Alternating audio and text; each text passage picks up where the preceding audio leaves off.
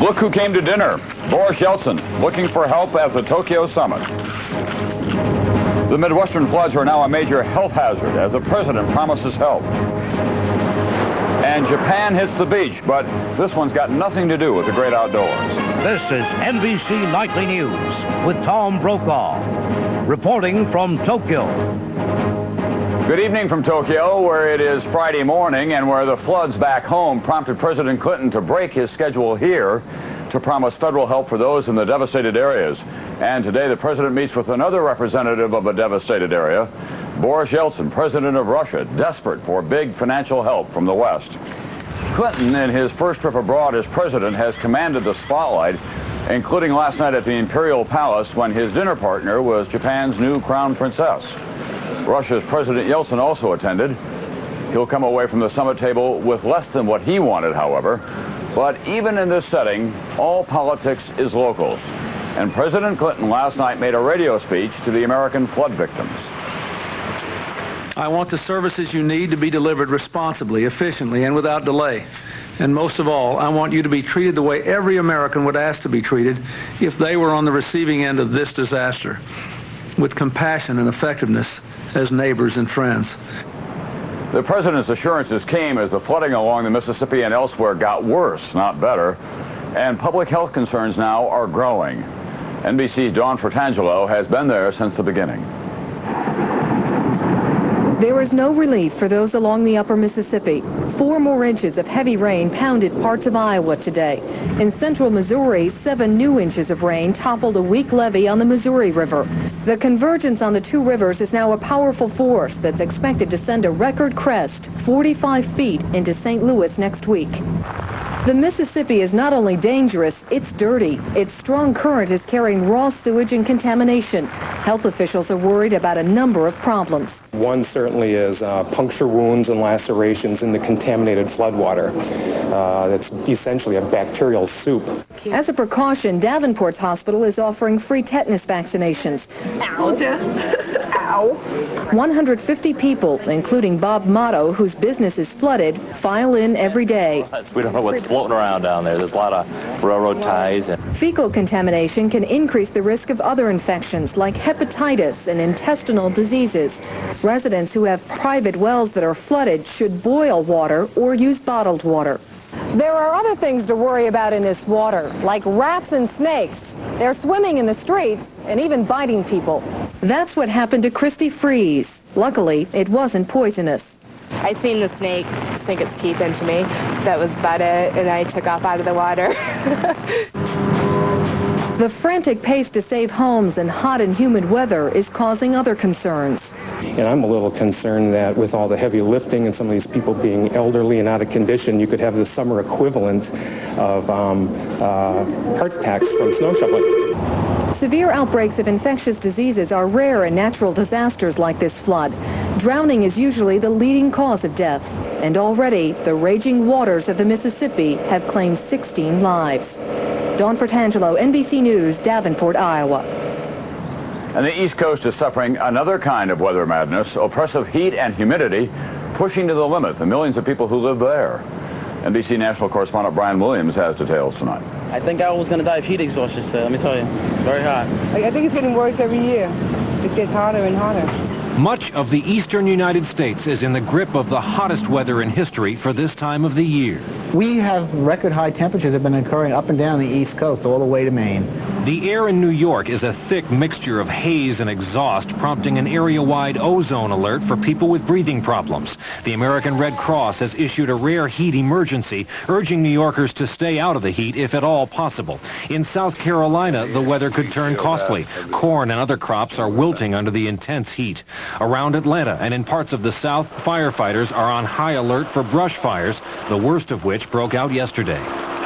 It's the weather extremes that are causing the trouble nationally. The nonstop rain and record flooding in the Midwest. Now the record heat here in the East.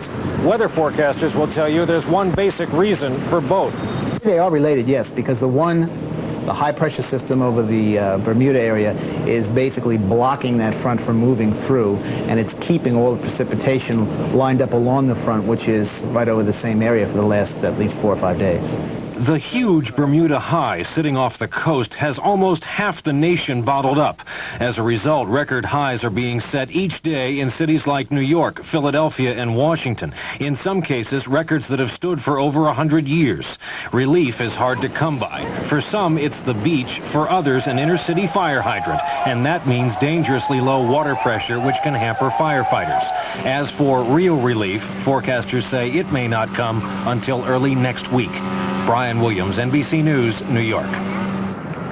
I'll be back in a moment from Tokyo with the latest on the summit and the rest of today's news. And talk about net profits. The market for fish in Japan is booming. It's a bonus for American fishermen. If you have common arthritis, you might be surprised to learn what doctors recommend for the pain. It's not just aspirin or ibuprofen. Those days are gone. Today, doctors are recommending Tylenol more and more for common arthritis pain. They know Tylenol gives you powerful pain relief, and just as important, doctors know Tylenol won't irritate your stomach the way ibuprofen can. Talk to your doctor about extra-strength Tylenol. Arthritis pain relief from the name you trust. Are you kidding me? Did you ever dream of $1 million knock at your door? It came true for these Publishers Clearinghouse winners. $1 million! Enter now, and your dream could come true next month. Day after day, you make those glasses of thick Metamucil disappear. Why not make them all disappear with Fibercon?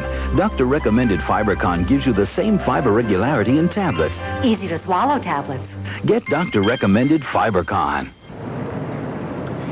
Here in Tokyo, still no major progress on the very difficult trade dispute between the United States and Japan, but that could change when the President and Prime Minister Miyazawa have dinner tonight. The President did get much of what he wanted for Boris Yeltsin of Russia, one of the few real accomplishments at the summit. NBC's Andrea Mitchell tonight. He isn't a member of the summit club, but Russia's economic problems are so critical that Boris Yeltsin was invited to dinner, front and center in the class photo. The leaders were entertained royally with traditional dance. Yeltsin got even more. The Allies promised $3 billion in cash and credit, $1 billion less than what Clinton had pledged he could get for Russia, but more than what some of the other leaders had wanted to deliver. I think based on where we were 5 or 6 weeks ago, this is a real success. I'm very pleased. American officials said the Allies were concerned about giving Russia too much cash. That these are conditional things dependent on their being able to take care of inflation, have the kind of discipline that has to be exercised to stop the expansion of credit. Yeltsin has made progress, turning 60,000 state-owned businesses into private companies.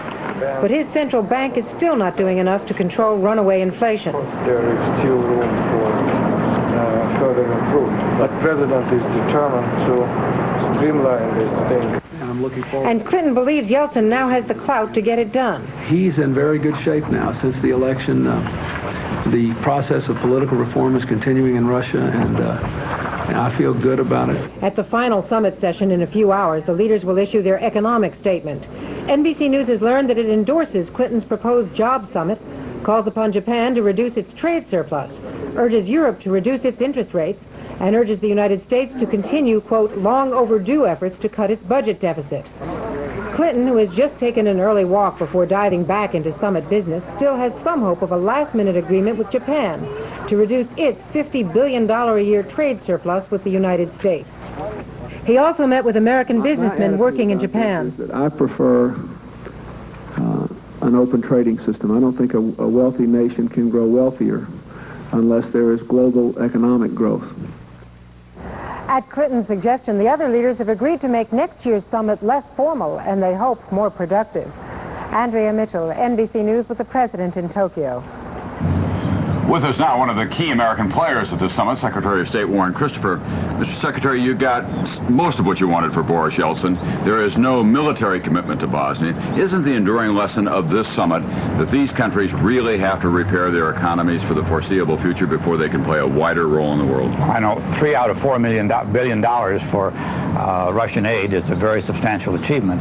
So I think they're prepared to do things, but obviously they've got to do something about their own economies. And what about the trade dispute with Japan? This country is in political chaos. Most of the Japanese that I've talked to believe that there will be a new government. It will last only about 6 months, and then you'll have to start all over again. Trade dispute lasts through 1994, do you think? We're negotiating on that. The president wants a good agreement rather than a quick agreement. We'll continue negotiating. If we get it from this government, fine. If not, we'll go on to the next government. But do you worry that there could be a major trade war with Japan because of the political chaos here? I don't see any sign of that. I think the new administration, if it comes in here, will be prepared to deal with us on that just as this administration is. In the communique, there was also a statement against Iran and the activities in the Muslim fundamentalist world. Is that a major concern that the United States ought to be looking more carefully at as it travels throughout the Middle East, American citizens especially? Well, absolutely. We put out a travel advisory for that area. Iran and Iraq are very dangerous players on the world scene. Are you confident that the threat of terrorism at home here in the United States now has been diminished as a result of the arrest of the Sheikh? Well, I think the FBI did a very good job in New York. We sent a strong message with our strike at Iraq and with those arrests in New York. All right. Mr. Secretary, thanks very much for coming by this morning. Thank you. Thank you.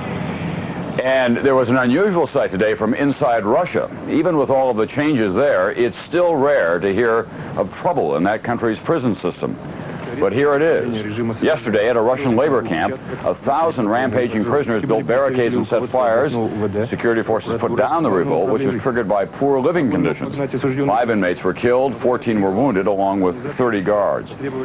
Egypt today hanged 7 followers of the radical Sheikh Omar Abdul Rahman, who remains in custody in the United States. They had been convicted of attacks against foreign tourists. When we come back, Japanese owners of prime American real estate, but were they left holding the bag?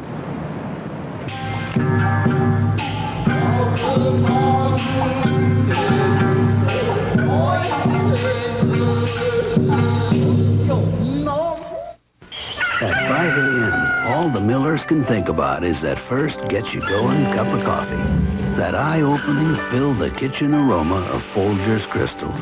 It all begins with mountain-grown beans, fresh brewed, then crystallized, for a deep, dark, rich coffee just waiting to become your welcome to the day. There's no other coffee that kicks off the Miller's morning like Folgers Crystals. The best part of waking up is Folgers in your cup. Prowler at 15 Pine.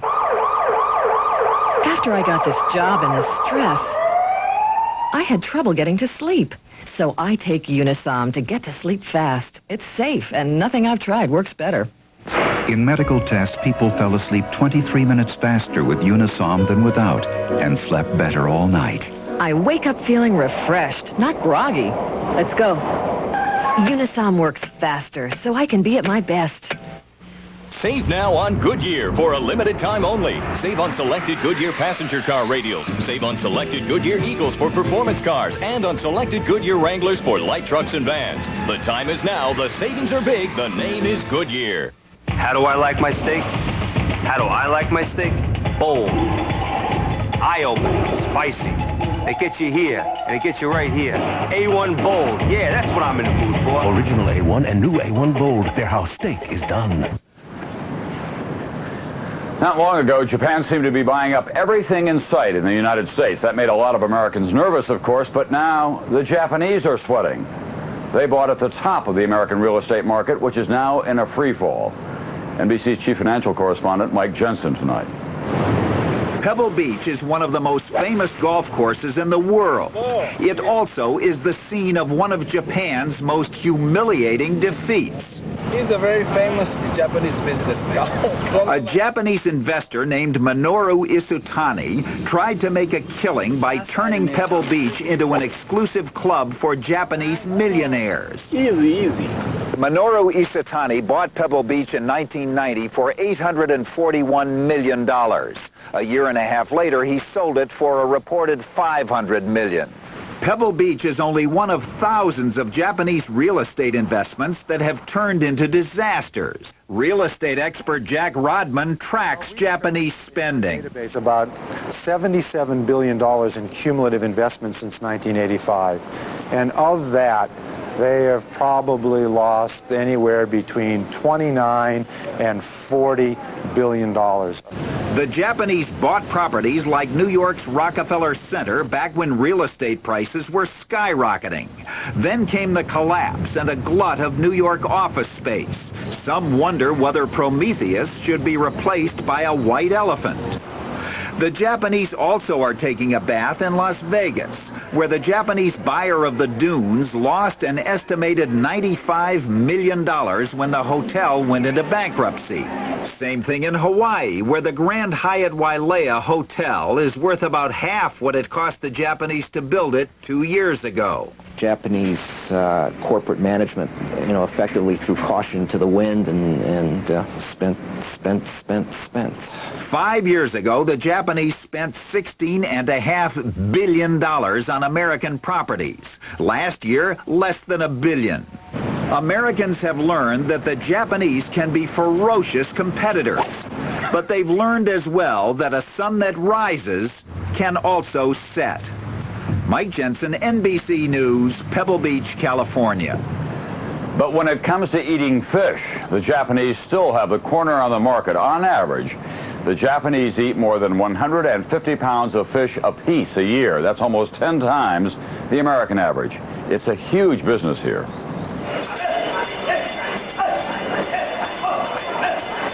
Tokyo's Tsukiji Fish Market, which handles an average of 2,600 tons of seafood a day. All kinds of seafood. Dead fish, live fish, frozen fish, snapper, mackerel, eel, octopus, scallops. It's 4 in the morning here now, and the middle of the day for these brokers and workers. Of all the fish in the market, large and small, the most prized catch is the tuna. This is the world's greatest tuna graveyard. For many of these great fish, it's a long journey, and not all tuna are good enough to make it. These Maine fishermen hope to sell their big catch to the Japanese, but their fish was inferior. However, other North American tuna did make the cut, and they arrived in Japan within 24 hours. They were rolled off the plane and rushed to market. The final price for every tuna will depend on quality. The Japanese are picky about oil and fat content. These guys run about $50 a pound in this form. And by the time you get to a Tokyo sushi shop, a small piece of very good tuna will run $20 to $30. So it doesn't take a math genius to figure out that in Japan, a big tuna means big bucks. So the daily auction is high stakes and great theater. However, many environmentalists claim this voracious Japanese appetite for fish means a rape of the high seas. The best of the tuna population has been severely depleted, but recently the Japanese did give up drift nets, nets that stretched for miles and killed everything they caught. Japan's slowing economy also is having an effect on the taste for expensive tuna. Business is off, but in the Tokyo sushi bars, there's always someone willing to pay the price. The Japanese feeding cycle, from here to here to here. When Nightly News continues in a moment, going nowhere on a slow boat from China.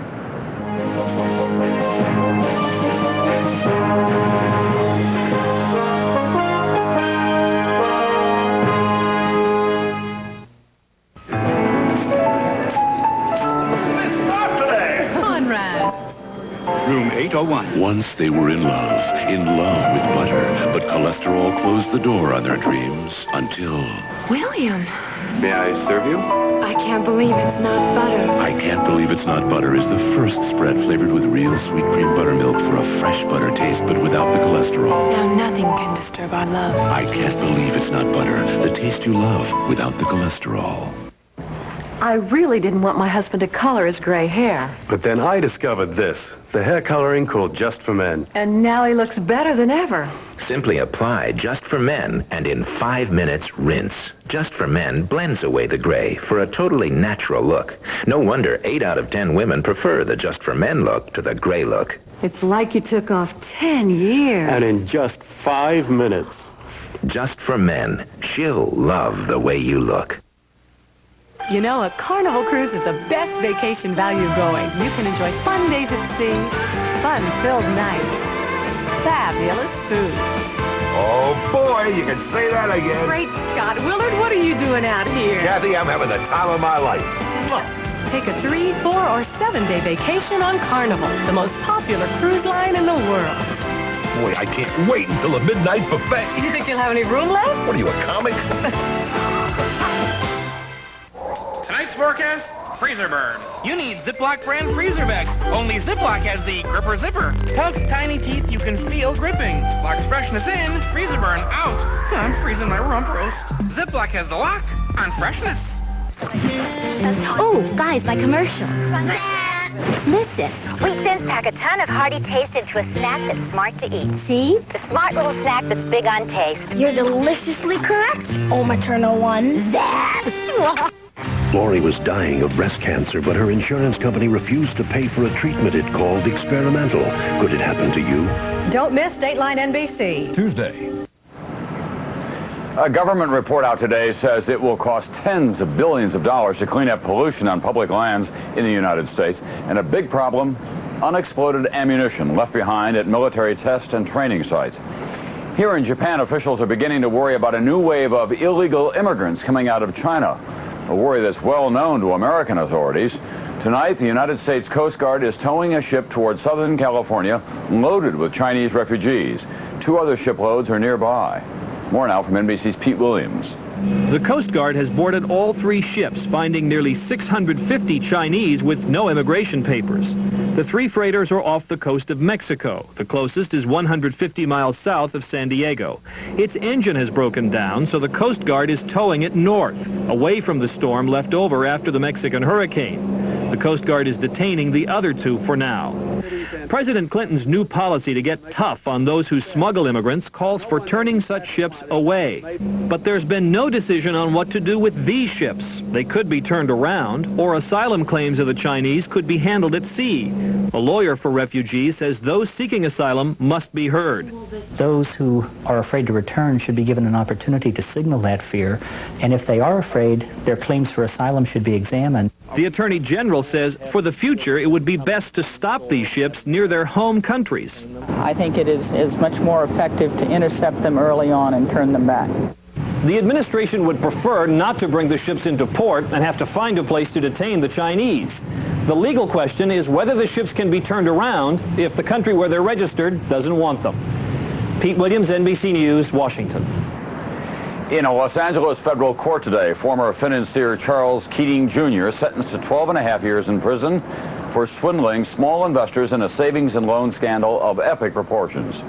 The 69-year-old Keating is already serving a 10-year sentence for a 1991 state conviction on the same charge.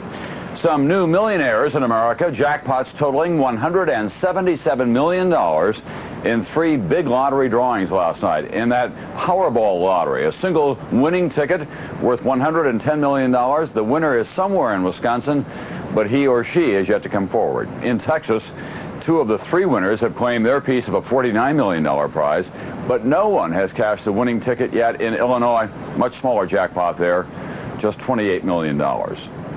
There were winners as well on Wall Street today. Dow Industrials gained more than 38 points in very heavy trading. And I'll be back from Japan with Irving R. Levine as you've never seen him before.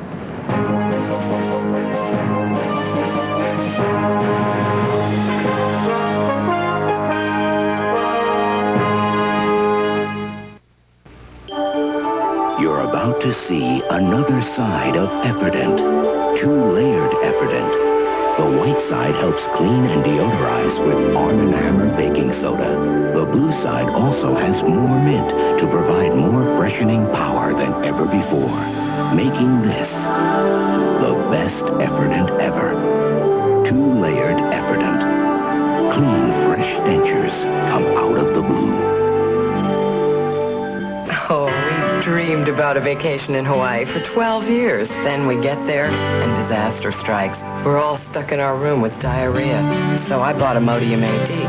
I heard it worked better. Original prescription strength Imodium AD stops diarrhea, often with 1 dose, instead of dose after dose of the pink stuff. With just 1 dose, our diarrhea was gone, and so were we, out having the time of our lives. Imodium AD, the original prescription for 1-dose relief. This can't be happening. I can't believe it. Think about your daydream. Oh, God! what you would do if you won 10 million out of the blue. Miracles can happen for you. Publishers Clearinghouse, the house where dreams come true.